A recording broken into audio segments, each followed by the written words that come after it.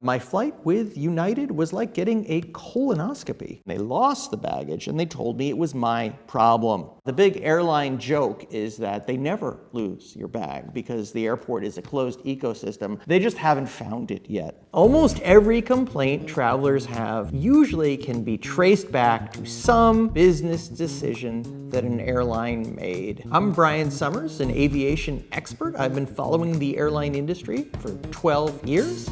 Today, I'm going to be reading real customer complaints from the internet, and I'm going to show you how the airline industry really works. Let's take our first complaint. Why is airplane food so disgustingly bad? Economy class food is not great, and there are a few reasons for that beyond just how much money airlines spend for that food. So they're really thinking most about food safety. The second thing is transportation costs. You have no idea how much money it takes to transport food from the catering facility, which may be on the airport, which may be off the airport, and bring it to the airplane. Think about just the security aspect alone. It is logistically extremely challenging. So things that you may think are a $3 TV dinner are not. They may cost $20. And then the final thing is that when you're on an airplane, you can't taste the same way that you do on the ground. So airlines oversalt the food, but it still doesn't taste quite right. Resolved. Oh, it's a 1-star. United Airlines this time. The small United Airlines seats are from the 1980s. I'm not tall, and I'm pretty lean. Glad they're lean, but these planes wouldn't be comfortable for Papa Smurf. Okay, that one is probably true, not in the premium classes, but in the back of the airplane. Seats have gotten slimmer on the wide-body airplane. So if you're talking about an A320 like this, it's called a narrow-body airplane. There's going to be 3 seats on either side of the aisle. It is not at all possible to add a 4th seat. So these seat widths haven't really changed over time. But if you are talking about a 777, an airplane you might fly from the United States to Asia or Europe, yes, I have news for you. Over the last 10 or 15 years, almost all airlines everywhere in the world have added another seat. And when you do that, you do shrink the width of the seat. On a lot of airplanes, legroom has gotten tighter as well. And passengers don't usually think in something called seat pitch, but that is the metric that the industry uses. It's a proxy for legroom. So if seat pitch used to be 35 inches and now it's 30 or 31, that means the average passenger in economy class has lost 4 or 5 inches of legroom over the last 20 years or so. From Reddit, about Delta, return of the Wonksta 567. These are just ridiculous handles. But anyways, has anyone else noticed basic economy keeps getting worse? Yes, it has gotten worse. There's a big reason for that. Generally speaking, airlines do not want you to buy basic economy. In business, there is what they call the rule of 3. And now if you look on an airline's website, you'll see 3 options typically for economy class. You'll see basic economy, economy, and refundable economy. The airlines want you to buy the middle option. So when basic economy started 10 years ago, the game was different. Frontier, Spirit were charging very cheap prices and undercutting the major airlines. So those larger airlines said, we can't let these discounters steal customers from us anymore. We're going to lower our prices so we can match them on price. But even more than matching them on price, we're still going to give them frequent flyer miles. We're going to maybe allow them to bring a bag into the cabin. Essentially, we're going to treat them better. It was so successful that Spirit is out of business and Frontier hasn't made a profit since 2023. So now the airlines, well, they still have basic economy and they're still willing to sell it. And the way they use it is as a chance to get people to buy up from the cheapest price. The more warnings they show, the worse they make the product, the more they know people are going to pay more to get to regular economy, and that's what they want. All right, let's take another one. It's from Bari No Noodles. Do people actually experience on-time flights anymore? The industry has two things that cause delays. One of them they call controllable delays. That is something that went wrong with crews or the airplane. It's the airline's fault, essentially. But you have non-controllable delays. These are things like air traffic control delays, thunderstorms, you have crews out of position. Airlines don't necessarily want to be number one in on-time performance.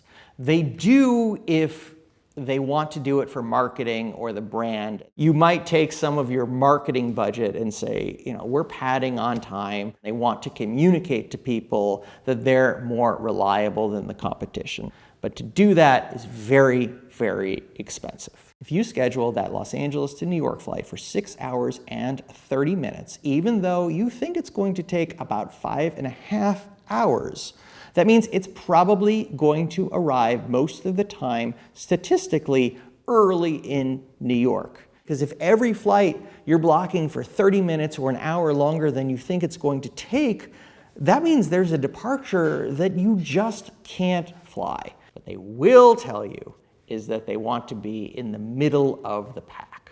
That is the sweet spot, maybe 3 to 6 in on-time performance, where you're not angering your customers too much, and then you're also not paying out too much for people to go to hotels and buy food and things like that.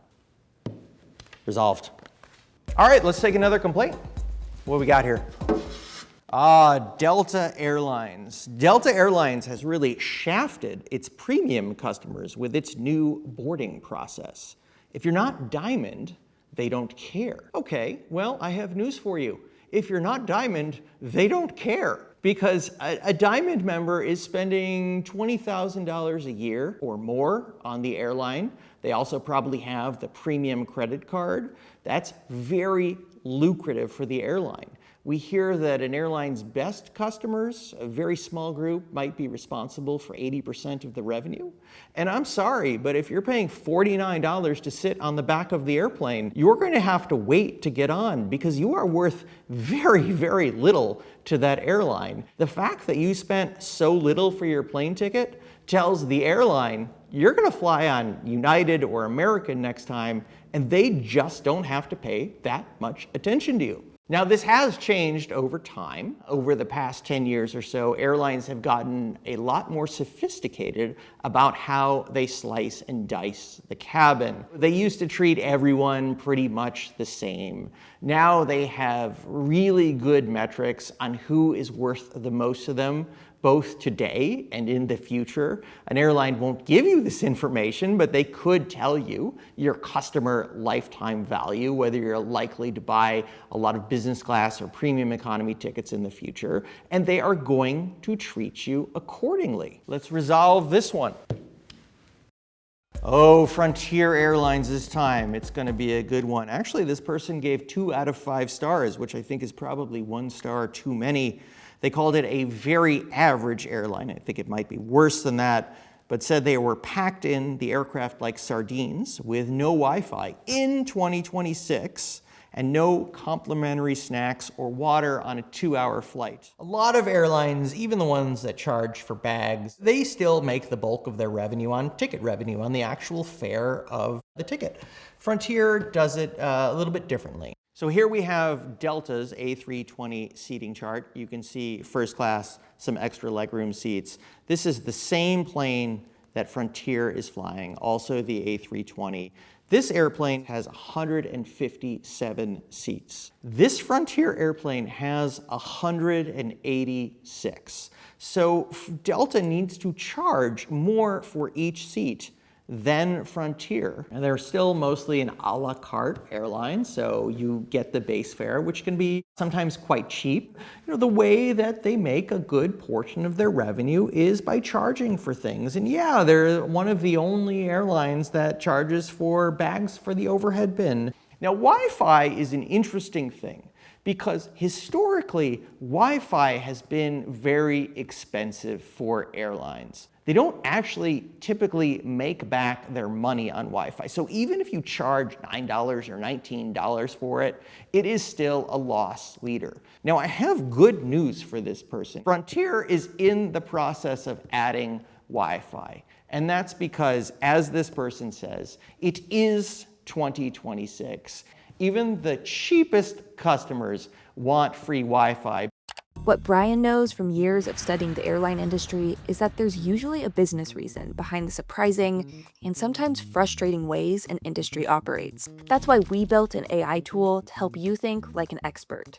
It's a custom GPT trained on exclusive interviews we did with real experts and their insights, designed to help you break down any market through 5 key lenses: positioning, product strategy, marketing, business model, and growth strategy. Say you wanted to understand the economics behind hotel operations. You might ask, what does it actually cost to operate a hotel room for one night? From there, you can dig into the costs behind that room and understand how those economics change between a budget hotel and a luxury resort. Whether you're researching a market, exploring a business idea, or you're just curious about how an industry works, it gives you a jumping off point to start analyzing it like an expert. To try it, click the link in the description or scan the QR code on screen. How about another one? What do we got here? What do we got? This one about American Airlines comes from Bootsy Lutzy. American Airlines now got rid of free upgrades to main cabin or business class if you're gold member or higher. At the end of the day, you can't give away your best product to one of your worst customers for free. What Bootsy Lutzy is describing was the way that the airline industry worked up until, 2012, 2013. It used to be that airlines really didn't try very hard to sell a first class ticket. They would sell it to bankers and consultants on the coasts, and they would charge very, very high prices for it. But the average person, even if they could afford first class, it was just ridiculous. One of the top executives at Delta at the time said what people should have realized a lot earlier. We are only selling about 14% of our first class seats, and we are giving away the rest for free. What other business doesn't monetize its best product and just gives it away for free? So Delta started this. They lowered the price for first class tickets, so I realize it's not reasonable for most people. There's a very good market for people, actually paying for this product. People are still upgraded now, but it is a much smaller percentage. Maybe it's 20% on most airlines.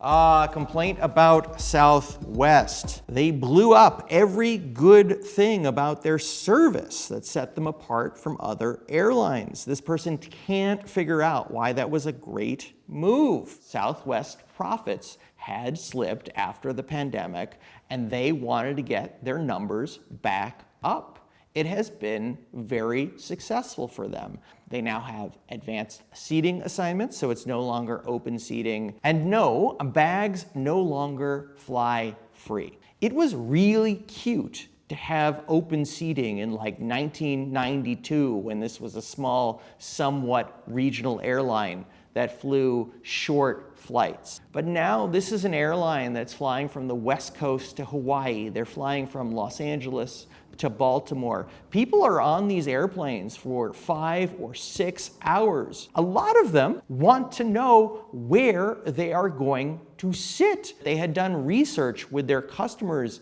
and a good number of people weren't flying Southwest because they hated the idea of not knowing where they would sit. Let's take another complaint. I flew with Delta out of Atlanta a couple times now and usually have had issues with making connections because they make the connections too short. All these major hubs are banked. And what does it mean to be banked? It means that all the flights from one direction come into Atlanta at the same time. Roughly an hour later, they go the other direction. It is very good for airline revenue. Airline executives, they say, we are not an airline. We are a factory that manufactures connections. You want to get as many people into Atlanta, in this case, and out within an hour or so. It is very good for money making. But there is another reason that airlines sell short connections. It is because historically, if you went to buy a flight, not just on the airline website, but on a kayak or an Orbit, the system shows elapsed time first. And airlines will tell you, if you are number one on that list, you are going to sell more tickets than number two or number three. All right, resolved.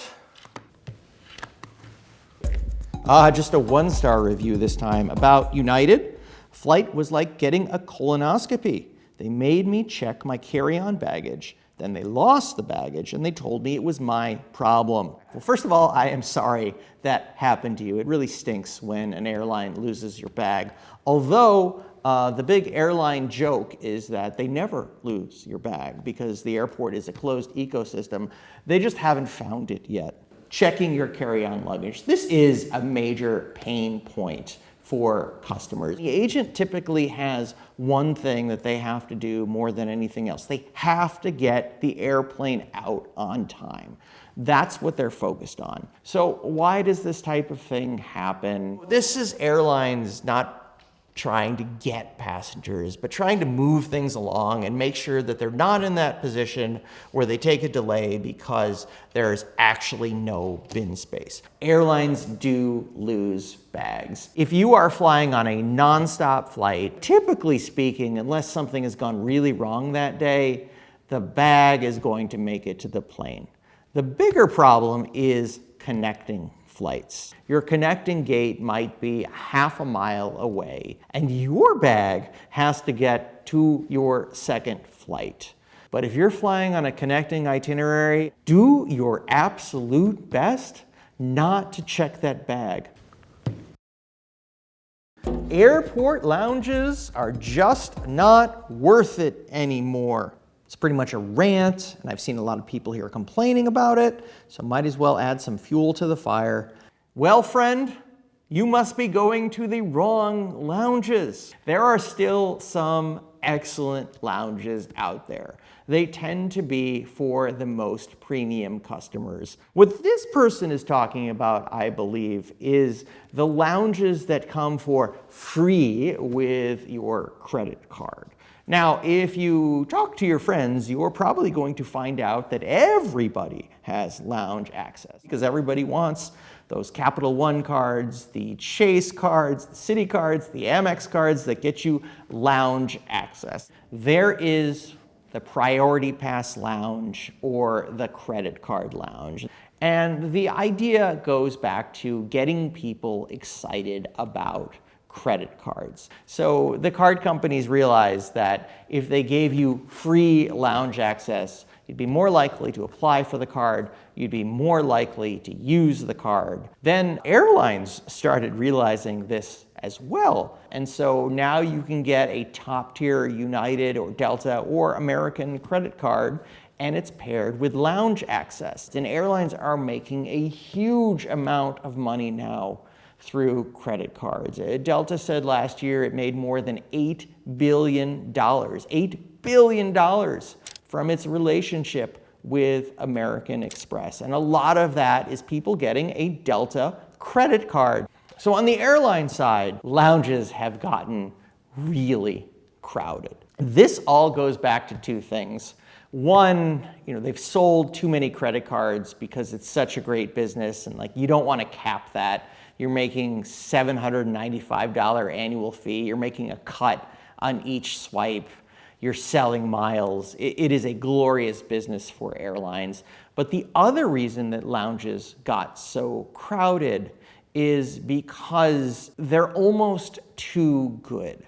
So a few years ago, a Delta executive told the Wall Street Journal, "We're not a WeWork." And it was getting to this point where people would get to the lounge 7, 8 hours before their flight, not because they were worried they had to get there so early and there'd be lines, but because they said, "This is nicer than my office." Delta and American Express are now limiting how many lounge visits people can make, unless, of course, they spend a whole lot of money on those cards, more money than the average traveler is spending. This one is from Yelp. Something happened in Phoenix, Arizona. It was the first flight out of the morning, and the airplane was delayed an hour for luggage and waiting for fuel. There is one rule operationally in the airline industry, especially coming out of Phoenix, which would have great weather most days. Do not delay your first flight of the day. If your first flight of the day is an hour late, chances are that the airplane is not going to catch up for the rest of the day. There's this cascading effect. There are actually rules about how much rest flight attendants and pilots need, and the clock doesn't start until the hotel room door is closed. So if the flight the night before came in 2 hours late, and that crew has to go out in the morning, even if the airplane is there, the flight attendants, the pilots, they're going to get their mandated rest. They're not going to come out of that hotel room a minute before they have to, before they're legally required to. Let's take another one. Another 1 star. I've taken 6 flights on American since the end of April 2026. Every one of them had extended delays due to maintenance issues. Look, airlines prioritize their most profitable flights. American knows out of Los Angeles their most profitable flights and their least profitable flights.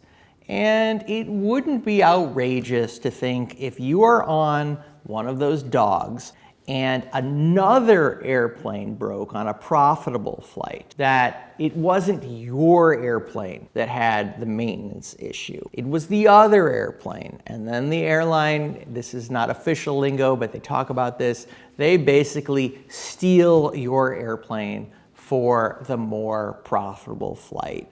There's nothing nefarious about that. And so your maintenance delay doesn't necessarily mean that your plane that was assigned to you broke. It means some airplane broke, and they kind of have to decide what flights to delay or cancel. There is another reason that a flight might be canceled more often than others. American, I think, is flying something in the order of 15 flights a day between Los Angeles, a hub, and Dallas-Fort Worth, which is its biggest hub. And so if you have an airplane that breaks, regardless of where it's supposed to go, it may make sense to cancel one of the LAX DFW flights and use that flight elsewhere. Because when you have that many flights each day, you're probably running them once an hour, if not more, during peak times. You can reaccommodate passengers on another flight and nothing goes wrong. So yes, there are going to be some routes and flights that get canceled more often than others.